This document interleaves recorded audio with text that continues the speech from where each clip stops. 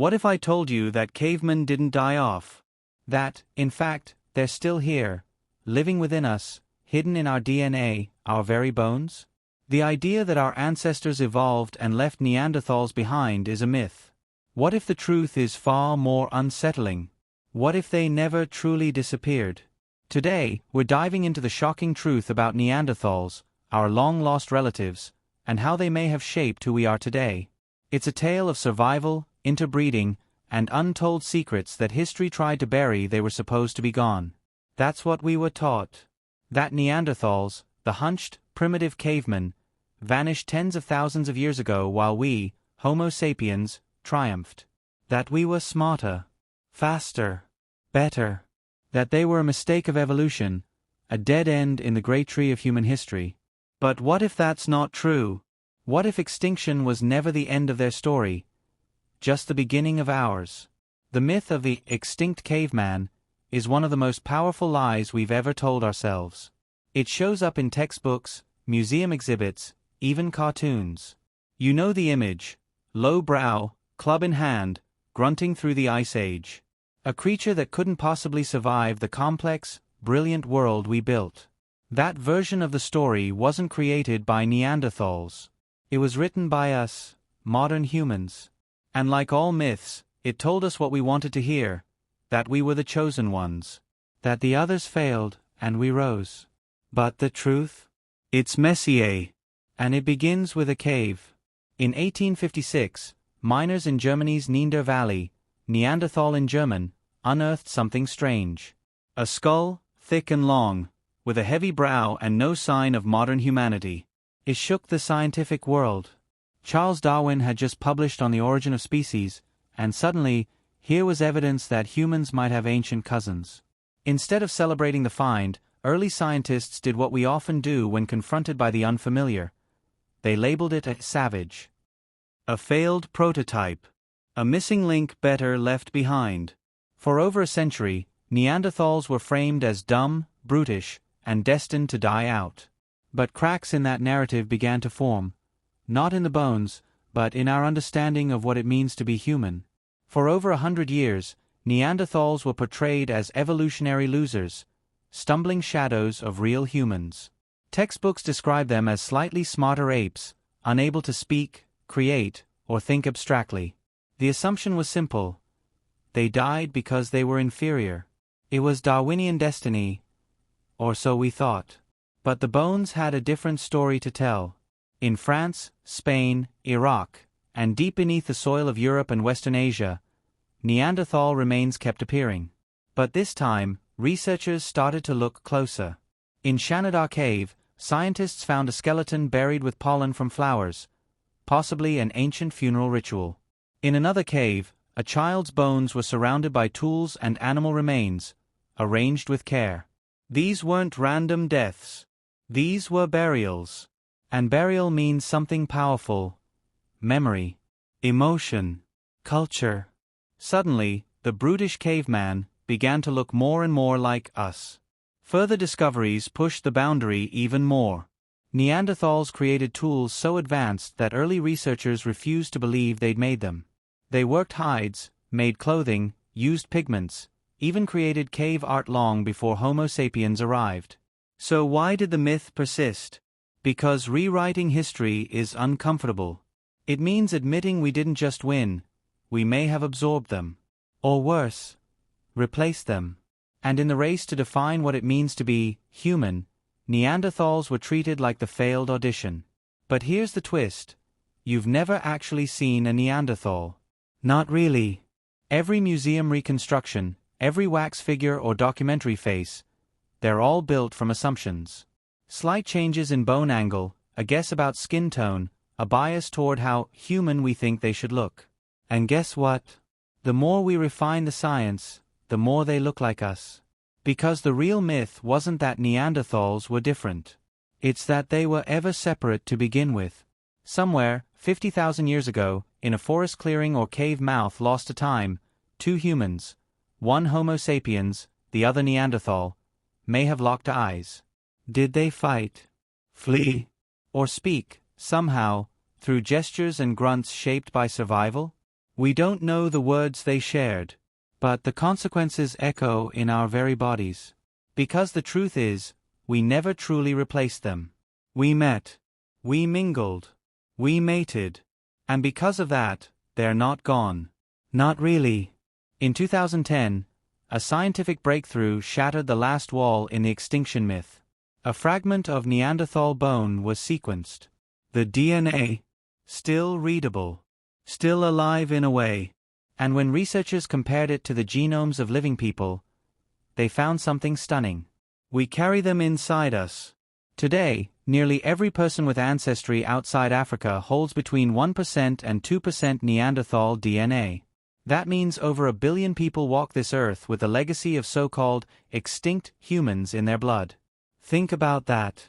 The people we were taught to see as other, as relics of a failed path, they're not gone.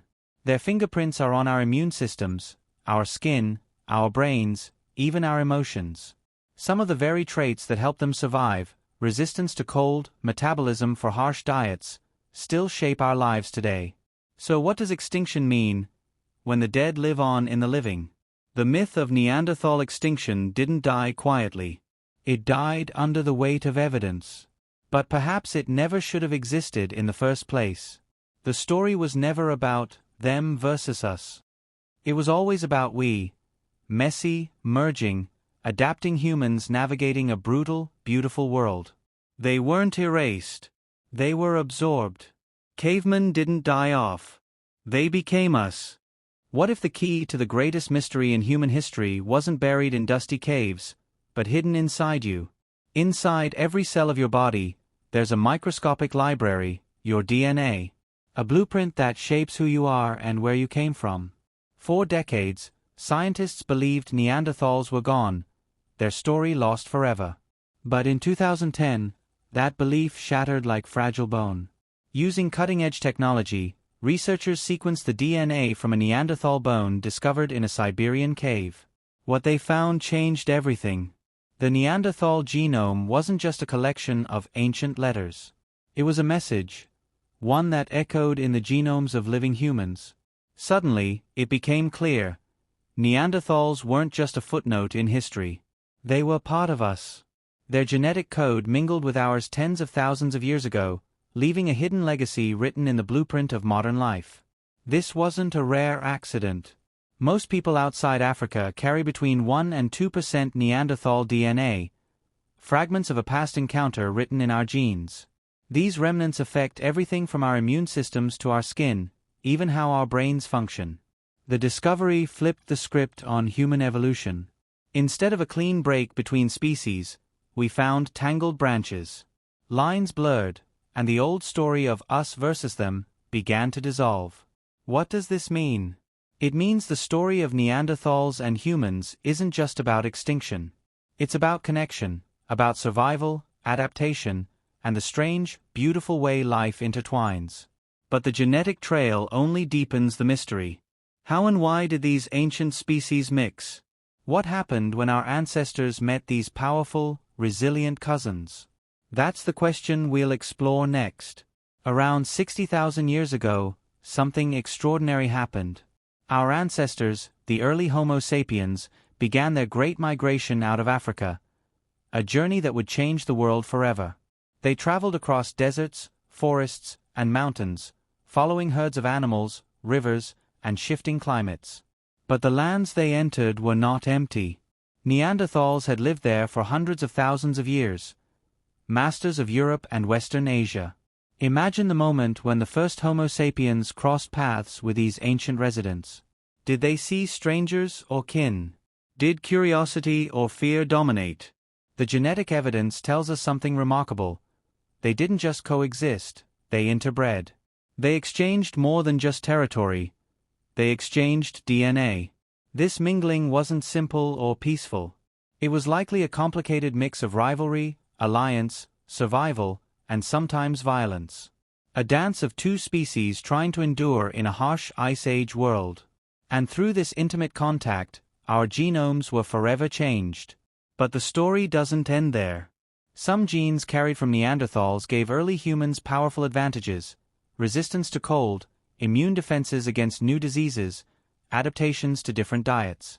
These gifts helped Homo sapiens thrive in unfamiliar environments, accelerating their spread. Yet, some Neanderthal genes may have also contributed to modern vulnerabilities, allergies, autoimmune diseases, and other conditions. This legacy is a double-edged sword, a reminder that the past lives on in both strength and fragility. The meeting of these two species wasn't a clash of extinction but a fusion of survival. The discovery of Neanderthal DNA in modern humans opened a new chapter in understanding ourselves, but it also raised countless questions. How much of who we are comes from these ancient cousins? Scientists began mapping which parts of our genome came from Neanderthals, finding surprising patterns. Some genes influence our immune response, making us better at fighting certain infections.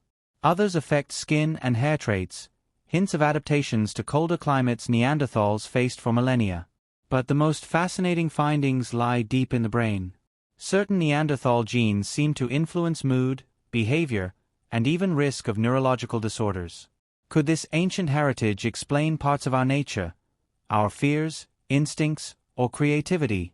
It's humbling to realize that the line between modern human and Neanderthal blurs not just in history books, but inside ourselves. And it changes everything we thought about identity. No longer can we think of Neanderthals as distant others.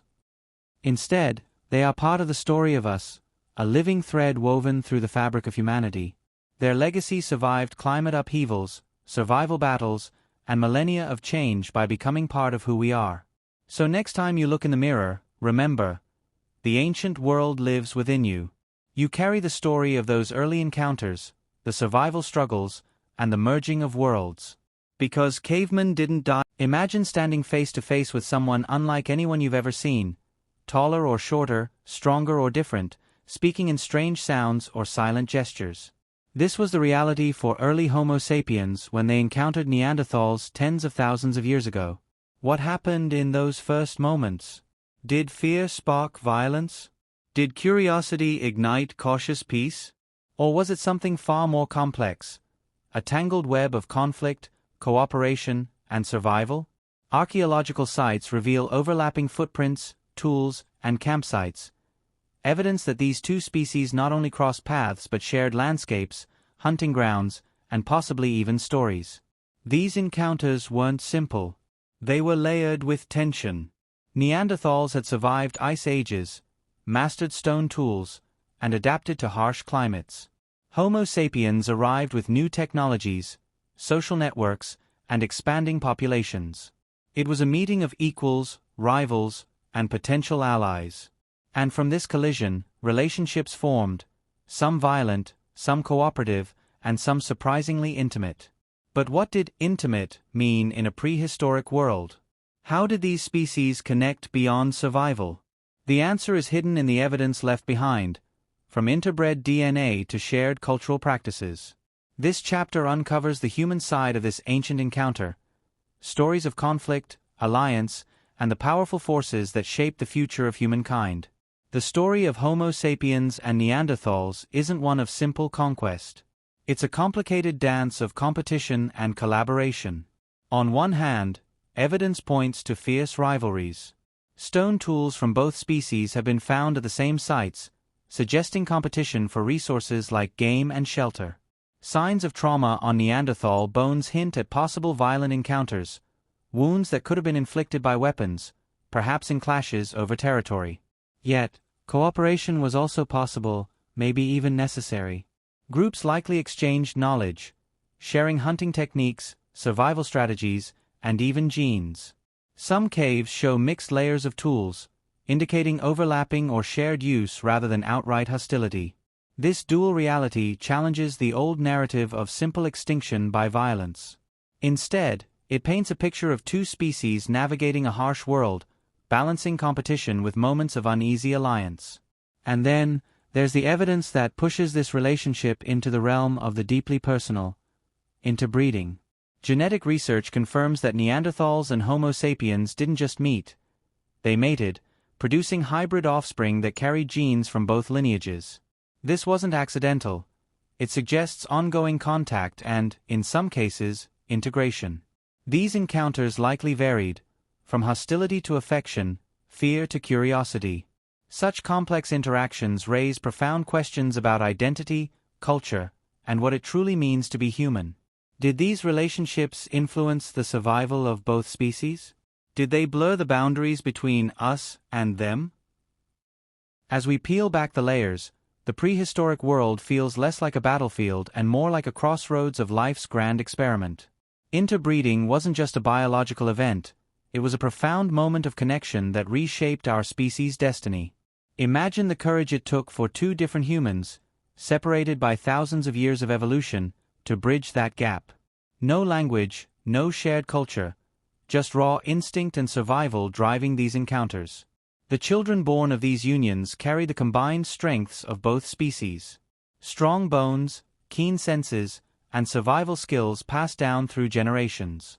Archaeologists have uncovered hybrid skeletons showing features from both Neanderthals and Homo sapiens, proof that these encounters were real, intimate, and lasting. But interbreeding wasn't just about genes, it was about the exchange of knowledge, culture, and survival strategies. Neanderthals taught early humans how to live in frozen forests, to track prey silently, and perhaps even how to care for the injured or bury their dead. Homo sapiens brought new tools, innovative hunting techniques, and expanding social networks. Together, they created something new, a shared humanity forged from cooperation and conflict, love and survival. This intimate encounter changed the course of evolution forever. It erased the rigid line between species and revealed that our ancestors were not isolated islands but interconnected communities. So next time you hear the word caveman, remember, they are not the distant relics of the past.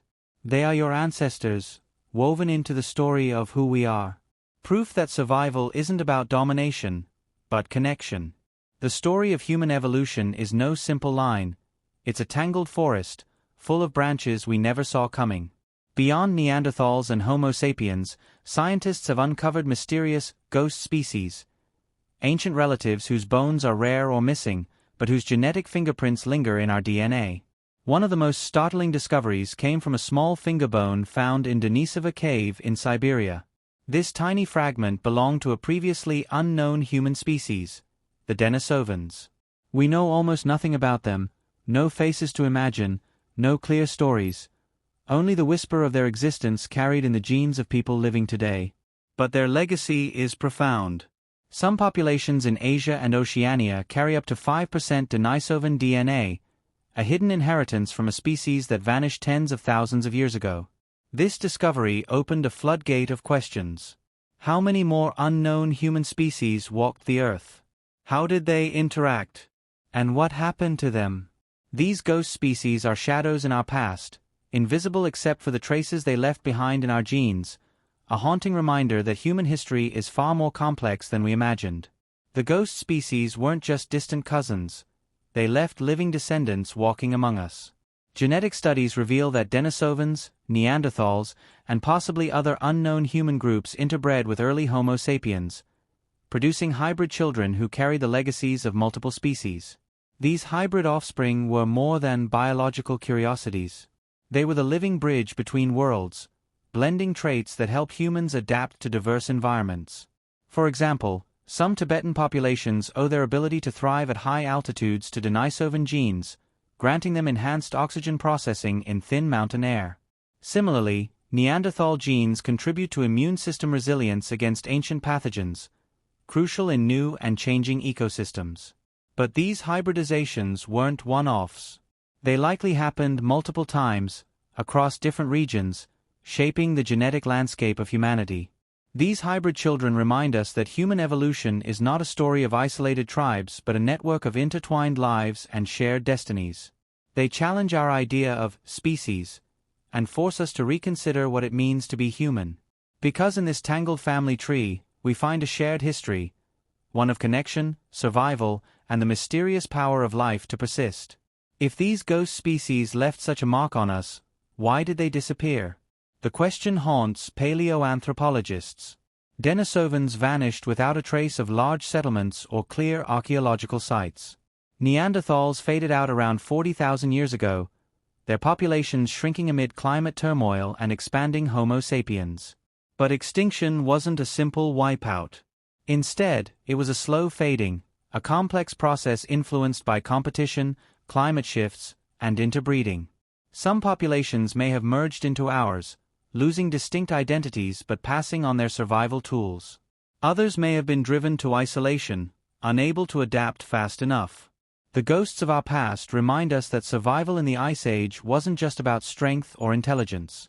It was about flexibility, adapting, connecting, and sometimes blending with the other.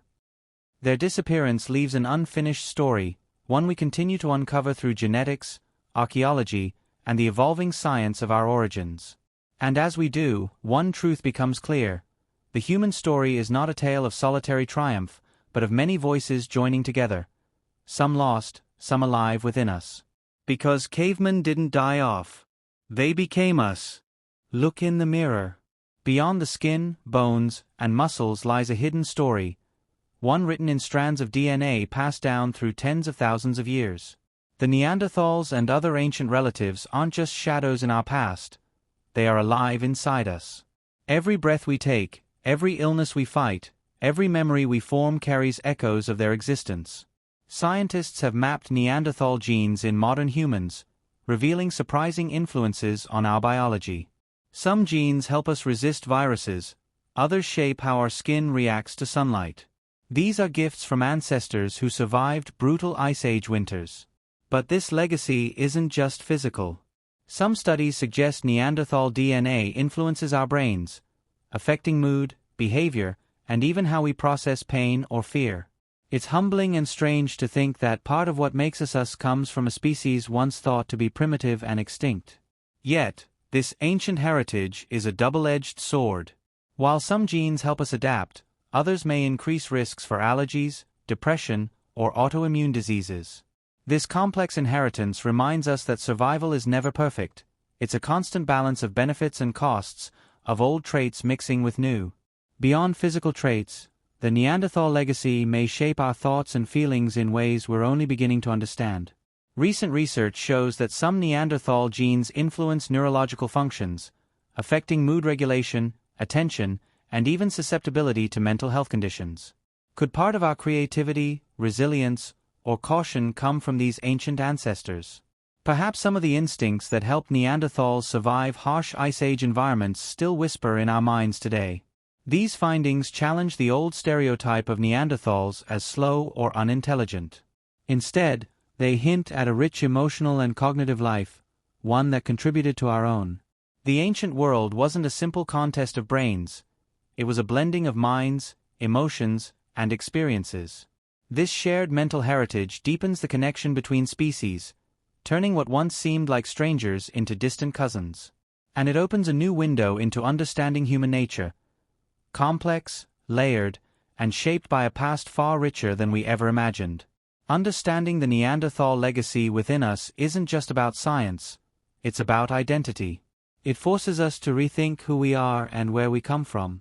We are not the sole heirs of a pure, unbroken lineage. Instead, we are the product of many lineages, many encounters, and many stories woven together. This knowledge humbles us. It reminds us that the boundaries we draw, between species, cultures, or peoples, are often thinner than we think. The survival of Neanderthal genes in our DNA is a testament to resilience, adaptation, and connection. It shows that what defines us isn't just biology or technology, but the ability to learn, to love, and to merge paths with others. So, when you think of the cavemen, the other, remember this: they are not gone. They live in us. Their strength, their struggles, and their stories continue through every one of us. Our past is a shared inheritance, and embracing it opens the door to a deeper understanding of humanity, one built on unity, not division. The story of Neanderthals isn't just ancient history, it's the story of us. A tale of survival, of collision and cooperation, of bloodlines intertwined across tens of thousands of years. They weren't simply distant others, or extinct relics. They were family. Their legacy courses through our veins, shaping who we are in ways we are only beginning to understand. So when you think about human history, remember, it's not a simple tale of winners and losers. It's a shared journey, full of complexity, mystery, and humanity. The cavemen didn't die off. They became us. What do you think about this incredible story of connection and survival? Have you ever imagined your ancestors could be so much more than what textbooks tell us? Share your thoughts in the comments below. I'd love to hear your take on this ancient journey. If you found this story as mind-blowing as I did, don't forget to like, subscribe, and hit the bell icon so you don't miss the next chapter in humanity's incredible saga. And if you want to dive deeper into the hidden stories of our prehistoric past, check out the related videos right here. Thank you for watching. The story of us is just getting started.